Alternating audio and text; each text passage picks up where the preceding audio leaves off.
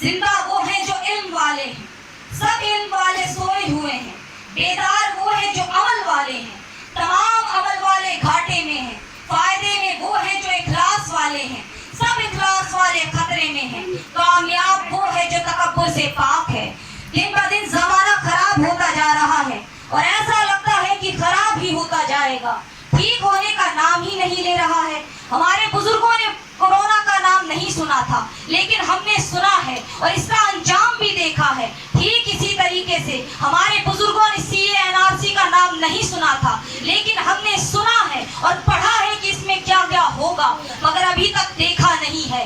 मगर आने वाली नस्लें इसे देखेगी, मेरे बाद ये नस्ल ख्वाब देखेगी, जो हम ना देख सके वो आजाब देखेगी। आने वाला दौर बहुत भयानक, बहुत खौफनाक, बहुत खतरनाक होने वाला है, जिसमें एक ऐसी जंग होगी जिसमें इंसान को बज़ाहिर न किसी आग में जलाया जाएगा, न लोहे की बनी तेज धार वाली तलवार से उसे कत्ल किया जाएगा, न उसके जिस्म के टुकड़े टुकड़े होंगे, न बंदूक की गोलियों से इसे छल्ले किया जाएगा, न उस पर कोड़े बरसाए जाएंगे, न उसका खून बहेगा, न वो चीखे मारेगा, क्योंकि उस जंग में न तलवार चलेगी, न भाले चलेंगे, न बर्छी चलेगी, न तीर चलेंगे, न तोपें चलेगी, न मिसाइलें चलेगी। चलेगी तो सिर्फ कलम की मार चलेगी, और जिसकी औलाद के हाथ में कलम होगा वही मैदान जंग में उतर कर लड़ेगा। और जिसके माँ बाप ने जितनी मजबूती के साथ अपनी औलाद के हाथ में कलम थमाया होगा, उतनी तेजी के साथ वो मैदान जंग में उतर कर लड़ेगा और अपने दुश्मनों को शिकस्त देगा और जीत का झंडा लहराएगा। अब मजबूती से कलम थमाने की मिसाल क्या है? उसकी मिसाल ये है कि जिसने अपने बच्चों पर फोकस किया होगा, आवारों की तरह खेलने से रोका होगा, अच्छे कोचिंग सेंटर्स में लगाया होगा, तहकीक करके कि कौन से स्कूल में अच्छी पढ़ाई है, फिर पढ़ने के लिए डाला होगा, और उस बच्चे ने फिर ईमानदारी के साथ पढ़ा होगा, फिर उसकी कलम का ये कमाल होगा कि जिस मैदान जंग में वो उतरेगा, जीत का झंडा लहराएगा और जीत का सेहरा भी उसी के माथे बांधा जाएगा। और इस जंग का आगाज हो चुका है और आपने देखा भी है। इसी कलम की मार चली तो धारा 370 हट गया, इसी कलम की मार चली तो तलाक पर कानून बन गया, इसी कलम की मार चली तो बाबरी मस्जिद चली गई, इसी कलम की मार चली तो CA NRC पर कानून बन गया। इसीलिए कहती हूँ मुसलमानों, अपनी औलाद को पढ़ाओ, वरना हम ही को कातिल कहेगी दुनिया, हमारा ही कत्ले आम होगा, हम ही कुएं खोदते फिरेंगे, हम ही बेपानी हराम होगा। और जो माँ बाप अपने बच्चों को नहीं पढ़ाते हैं, चाहे वो हिंदू हो, चाहे वो मुस्लिम हो, चाहे वो सिख हो, चाहे वो ईसाई हो, चाहे वो किसी भी धर्म के हो, वो जान ले वो कैसे हैं। माता शत्रु पिता मेरी येन वालो ना पाठिते ना शोभते समामते हंस मते पको यथा। वो माँ दुश्मन और बाप गैर है जो अपनी औलाद को नहीं पढ़ाते हैं, और वो औलाद बगुले की तरह होती है जो हंसों की मजलिस में जचते नहीं। जैसे विद्वानों, पढ़े लिखों और आलिमों की मजलिस में एक जाहिल नहीं जचता, वैसे ही हंसों की मजलिस में एक बगुला नहीं जचता।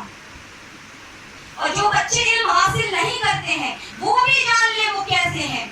ये शाम न विद्या न तपो न दानम ज्ञानम न शीलम न गुरु न धर्म तीव्र तीरों की भूमि भारभूता मनुष्य रूपेण मृगाश चरंती। जिन लोगों के पास ना तो तालीम है, ना ही किफायत शारी है, ना ही नेक नियति है, ना वो माहिर है, ना तो इल्म है, ऐसे शख्स इस जमीन पर बोझ की तरह हैं और इंसान की शक्ल में इस जमीन पर जानवरों की तरह घूमते रहते हैं।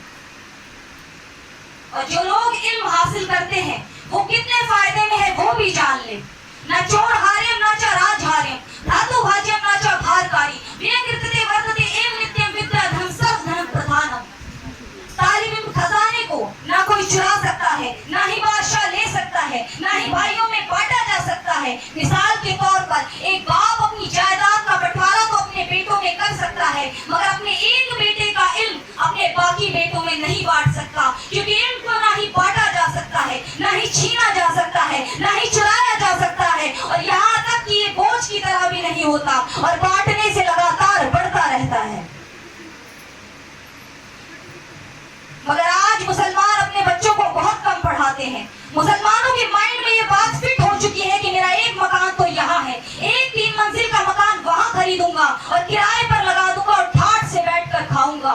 और मुसलमानों के बच्चों के माइंड में भी ये बात फिट हो चुकी है कि मेरा एक मकान तो यहाँ है, एक मकान वहां है, एक फैक्ट्री लगाऊंगा और ठाठ से बैठकर खाऊंगा। मुझे पढ़ने की क्या जरूरत है। मगर मुसलमानों, ये बहुत छोटी सोच है। अपनी सोच बड़ी रखो, अपना दिल बड़ा रखो, क्योंकि हमारा रब सबसे बड़ा है, हमारी किताब कुरान सबसे बड़ी है, हमारा नबी सबसे पावरफुल है, जो तमाम नबियों का सरदार है, और हम उसकी उम्मती हैं, और हम सब के लिए बहुत छोटी और मामूली सी चीज है। ए मुसलमानों, तुम पहचानो अपने आप को, तुम हो कौन। बाजू तेरा तौहीद की कुव्वत से कभी है, इस्लाम तेरा देश है और तू मुस्तफवी है। और मुस्तफा के गुलामों ने ये साबित कर कर दिखाया। ये मकान, ये दुकान, ये खेत खलियान, ये सब हमारे लिए बहुत छोटी चीज है। वरना हजरत ख्वाजा मोइनुद्दीन चिश्ती रहमतुल्लाह अलैह संजर छोड़कर भारत ना आते, साबिर कलियर पाक अफगानिस्तान छोड़कर भारत ना आते, अब्दुल रहमान कादिर जिलानी सीरिया छोड़कर भारत ना आते। क्यों आए? इसलिए आए क्योंकि जानते थे बाजू तेरा तौहीद की कुव्वत से कभी है, इस्लाम तेरा देश है और तू मुस्तफवी है। नज़ारा देरीना जमाने को दिखा दे, ए मुस्तफवी, खाक में इस बुत को मिला दे। वो कह दे मकामी तो नतीजा है तबाही, रह बहर में आजाद वतन सूरत माही, वो कर के वतन सुन्नत महबूब इलाही, दे तू भी नबूवत की सदाकत पे गवाही। लेकिन दुनिया समझती है कि ये इस्लाम फैलाने के लिए आए थे, मगर मेरा ये दावा है ये इल्म फैलाने के लिए आए थे। क्योंकि नबी पाक सल्लल्लाहु ताला अलैहि वसल्लम के दौर से पहले का दौर जहालत था। फिर एक ऐसा दौर आया जिसे दुनिया ने दौर इस्लाम कहा। होना तो यूं चाहिए था कि दुनिया उसे दौर इल्म कहती, मगर दुनिया ने उसे दौर इस्लाम कहा। इसलिए कहा क्योंकि जहाँ पर इस्लाम होगा वहाँ पर जहालत नहीं होगी, जहाँ पर इस्लाम होगा वहाँ पर झूठ, फितना, फसाद, कत्ले, गारत, खून रेजी नहीं होगा। क्योंकि इस्लाम आया ही है जहालत को मिटाने के लिए। और हमारे जितने पीर वली यहाँ आए या कहीं और गए इस्लाम फैलाने के लिए, उन्होंने इस्लाम को फैलाने का आगाज ही इल्म से किया, क्योंकि बगैर इल्म के इस्लाम नहीं फैल सकता।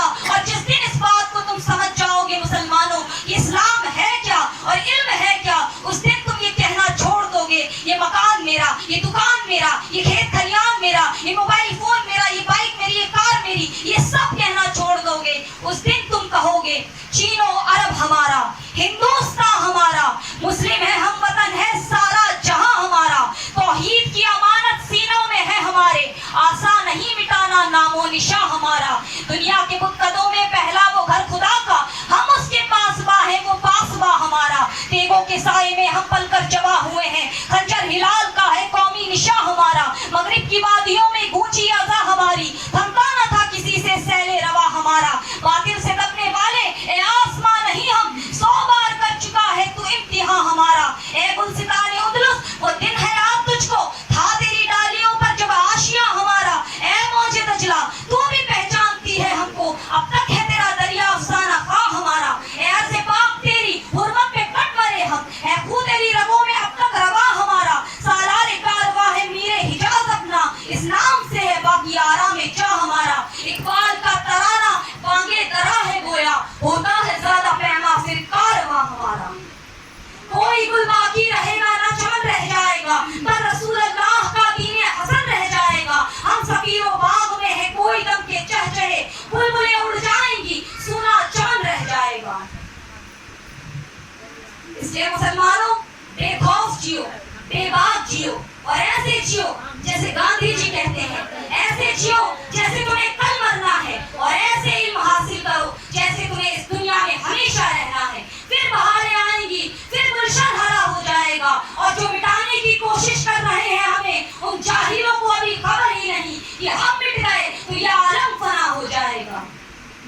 दुनिया में आए थे हम इमामत के लिए, राह से भटके तो पिछली सफ के भी काबिल न रहे। तो क्या हमने दुनिया में कभी इमामत भी की थी? अभी हमें ठीक तरीके से मालूम ही नहीं। और डॉक्टर भीमराव अंबेडकर एक बड़ी मजेदार बात कहते हैं। वो कहते हैं जो लोग अपने बुजुर्गों के इतिहास नहीं पढ़ते वो कभी इतिहास नहीं रचते। और जब हम अपने बुजुर्गों के इतिहास पढ़ते हैं तो हमें पता चलता है कि 850 साल तक हमने इस दुनिया पर हुकूमत की, इस दुनिया में इमामत की, और इस दुनिया ने हमें अपनी पलकों पर बिठा कर रखा। मगर आज दुनिया ने हमें अपनी पलकों से क्यों उतार दिया, दुनिया ने हमें क्यों नजरअंदाज कर दिया?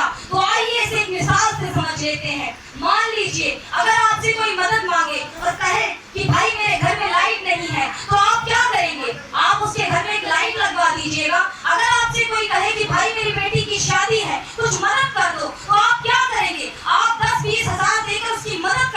दीजिएगा। अगर आपसे कोई कहे कि भाई मुझे हॉस्पिटल तक छोड़ दो, तो आप क्या करेंगे? आप अपनी कार से उसे हॉस्पिटल तक छोड़ दीजिएगा।